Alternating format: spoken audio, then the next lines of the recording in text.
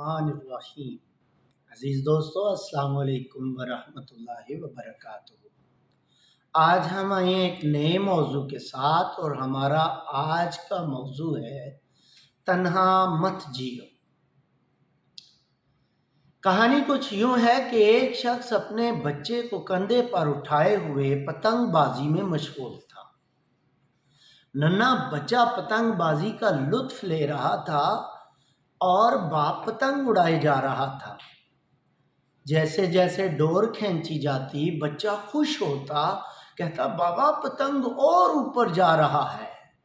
اس کا باپ ننھے بچے کا والد بچے کی دلچسپی، ہنسی اور مسکراہٹ دیکھنے کی خاطر ڈور کو اور کھینچتا اور اپنے ٹیکنیکل انداز میں پتنگ کو بلند کرتا۔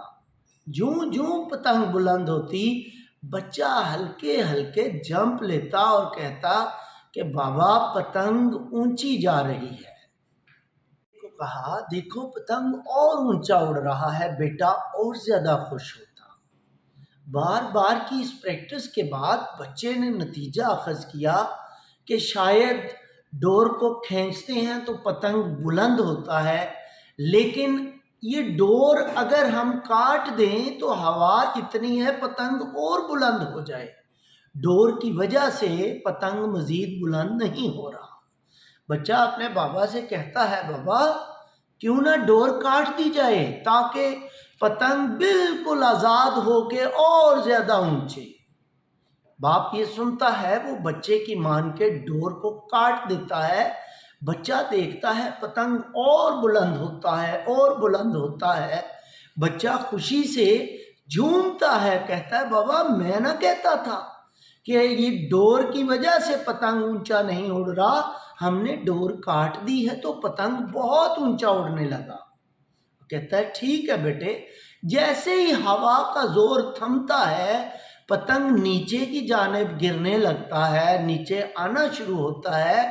باپ پوچھتا ہے بیٹا پتنگ کہاں پہنچا؟ بیٹا افسردگی کے عالم میں جواب دیتا ہے بابا پتنگ تو نیچے آ رہا ہے۔ باپ کہتا ہے اب کہاں ہے؟ پھر وہ کہتا ہے بابا اور نیچے آ گیا۔ وہ والد جو ایک طرف چھت پہ کنارے پہ آرام سے بیٹھا یہ منظر دیکھ رہا ہوتا ہے، وہ اپنے بچے کو پتنگ بازی کی اس مشق سے ایک نیا سبق دینا چاہتا ہے۔ وہ پھر پوچھتا ہے بیٹا کیا آپ کو اب پتنگ نظر آ رہی ہے؟ کہتا ہے بابا نظر تو آ رہی ہے، لیکن یہ تو آسمان سے زمین کا سفر کرنے لگی۔ وہ شخص اپنے بیٹے کو کندھوں پہ اٹھاتا ہے اور کہتا ہے بیٹا آپ ذرا دیکھتے جاؤ اور مجھے بتاتے جاؤ۔ وہ بیٹا دیکھتا ہے، وہ کہتا ہے بابا پتنگ تو درختوں کی قریب پہنچ گئی ہے۔ کہا بیٹا اب کہاں ہے؟ کہا بابا پتنگ کھیل کے میدان کے اوپر گرنے والی ہے، لیکن بابا وہاں تو کچھ لڑکے ہیں جنہوں نے بڑے بڑے ڈنڈے، بڑے بڑے سریے اٹھا رکھے ہیں، بڑی بڑی درختوں کی شاخیں اٹھا رکھی ہیں۔ کہا بیٹا پھر؟ کہا بابا پتنگ نیچے گرنے لگا ہے اور تمام لڑکے پتنگ کو پکڑنے کی کوشش میں مصروف ہیں۔ اس نے کہا پھر؟ کہا بابا ایک لڑکے نے شاخ ماری، درخت کی ٹہنی ماری ہے، پتنگ پھاڑ دیا ہے، اور بیٹے کا چہرہ افسردہ ہو گیا۔ کہا اب؟ کہا بابا پتنگ پھٹ گیا ہے اور لڑکے وہاں سے جا چکے ہیں۔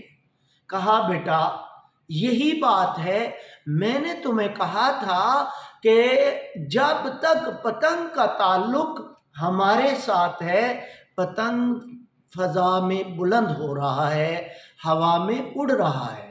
جیسے ہی پتنگ کا تعلق اپنے مرکز سے کٹا، اپنے مالک کی ڈور سے کٹا، وہ ہوا میں ضرور بلند ہوا، مگر جب وہ گرا اس پہ بہت برا وقت آیا اور لوگوں نے ڈنڈے لے کر، درختوں کی شاخیں لے کر جیسا تم نے بتایا اس کا استقبال کیا، اس کو پکڑنا چاہا۔ میرے بیٹے انسانی زندگی کا تعلق بھی ایسے ہی ہوتا ہے۔ جو چیز مرکز سے کٹ جائے، جس کا تعلق اپنے مرکز سے کٹ جائے، اس کے ساتھ لوگ ایسا ہی سلوک کرتے ہیں۔ عزیز دوستو، یہ محض ایک واقعہ نہیں، ایک بہت بڑا سبق ہے۔ اگر ہم سبق لینا چاہیں، بعض دوست احباب کہتے ہیں کہ تعلق رکھنے کا کوئی فائدہ نہیں، تعلق رکھ کے اذیت پہنچتی ہے، ہم اکیلے زیادہ ترقی کر سکتے ہیں۔ ان کا یہ خیال غلط ہے۔ ترقی آپ نے اکیلے ہی کرنی ہے، مگر اس ترقی میں حوصلہ آپ کو ارد گرد موجود لوگوں نے دینا ہے۔ بعض اوقات یہ رشتہ دار، یہ تعلقات جنہیں آپ ختم کرنے کا سوچتے ہیں، یہ بالکل اس پانی کی طرح ہے جو شاید گدلا ہو، پینے کے قابل نہ ہو، مگر آگ بجھانے کے قابل ضرور ہوتا ہے۔ کم سے کم یہ تعلقات گلوبل ورلڈ کی اس سائنس سے زیادہ اچھے ہیں جو فیس بک پہ بیٹھے ہزاروں میل دور انسان کو ہیلو ہائے کر کے اس کی طبیعت کا ضرور پوچھتے ہیں، اس کی صحت کا ضرور پوچھتے ہیں، مگر بیمار ہونے پر اسے ڈاکٹر کے پاس نہیں لے جا سکتے۔ تعلقات زندگی میں بہت ضروری ہیں۔ ہاں، یہ آپ پر ہے کہ آپ تعلقات کو کیسے نبھاتے ہیں۔ اگر آپ اچھے ہیں اور آپ اچھائی کرتے ہیں تو بھی آپ اچھائی کا بدلہ اچھائی سے لینے کی امید مت رکھیں۔ آپ اچھائی اللہ کی رضا کے لیے کریں۔ اگر یہ تعلقات ضروری نہ ہوتے، یہ رشتے ناتے ضروری نہ ہوتے، تو میرے کریم آقا صلی اللہ علیہ وآلہ وسلم کبھی بھی حقوق العباد میں اتنے لمبے چیپٹرز کا درس نہ دیتے۔ قرآن مجید میں حقوق العباد پہ اتنا زور نہ دیا جاتا۔ انسان جس معاشرے میں رہتا ہے وہاں تعلقات اس کی بنیادی ضرورت ہے۔ اپنے تعلقات کو خوبصورت بنانا آپ پر ہے۔ بات کو برداشت کرنا، نظر انداز کرنا اور معاف کرنا، یہ تین باتیں تعلقات کو مزید جاندار بناتی ہیں، مزید مضبوط کرتی ہیں۔ جہاں بھی فلیکسبلٹی نہیں ہوتی، جہاں بھی لچک نہیں دکھائی جاتی، وہاں نتیجہ ٹوٹ جانا ہوتا ہے، تعلق بری طرح ڈسٹرائے ہو جاتا ہے، تباہ ہو جاتا ہے، اور وہ نہ صرف تباہ ہوتا ہے بلکہ کردار کشی بھی کرتا ہے۔ اپنے تعلقات کو سنبھالیے، آپس میں محبت کو فروغ دیجیے۔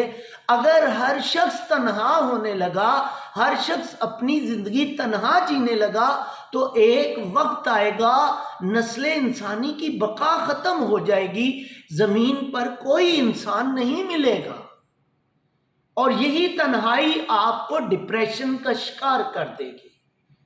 اور بہت پیارا معاشرتی تعلق ہے کہ آپ کے پاس کوئی ایک کندھا ایسا ہوتا ہے جس پر آپ سر رکھ کے اپنی درد بھری کہانی سنا سکتے ہیں، اپنا دکھ درد بیان کر سکتے ہیں۔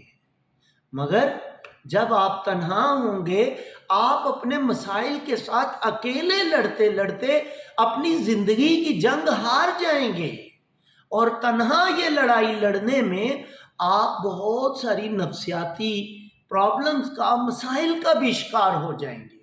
ہاں، ایک بہت پیارا جملہ ہے، میرے کریم آقا صلی اللہ علیہ وآلہ وسلم نے فرمایا، خیر الناس من ینفع الناس، لوگوں میں سے دی بیسٹ وہ ہے جو لوگوں کو نفع دیتا ہے۔ آپ تعلقات ضرور بنائیں، تعلقات نفع دینے کے لیے بنائیں، نفع لینے کے لیے نہیں۔